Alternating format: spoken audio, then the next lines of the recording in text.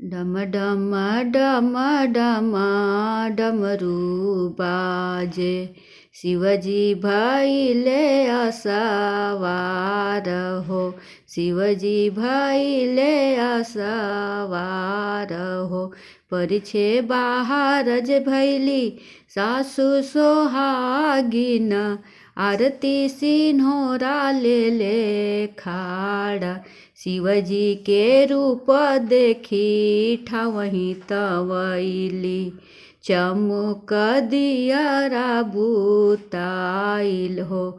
धिया ले उगब, धिया ले डूबब, धिया ले खुखिल बोया कास हो। बड़ा रे तपसे आसे गौरा हम पोसली, बलु गौरा रही है कुआर हो।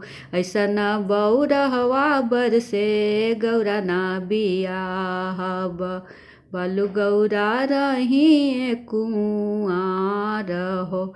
कलशा के ओटे होके गौरा बिनती करे, अम्मा से अरज हमार हो।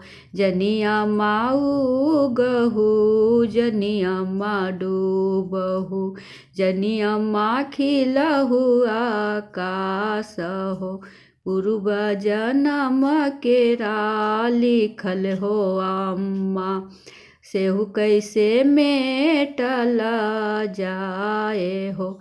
कलशा के ओटे होके गौरा बिनती करे, शिवजी से अरज हमार हो। रचिए कए शिवजी भभूति उतारहु, नैहर लोग पतियास हो। भभूति उतरलन, चंदन चढ़ावलन, कैलेलन 16 सिंगार हो। कने गैलू किए भैलू सासु सोहागिन, अब रूप देखन हमार हो। कने गैलू किए भैलू सलिसरहजिया हो, अब रूप देखन हमार हो। परिछे बाहर भैली सासु सोहागिन, आरती सिन्होरा ले खाड़ हो। शिवजी के रूप देखी मन हरसैली, अगे गौरा तोरो बड़ी भाग हो। शिवजी के रूप देखी मन हरसैली, अगे गौरा तोरो बड़ी भाग हो।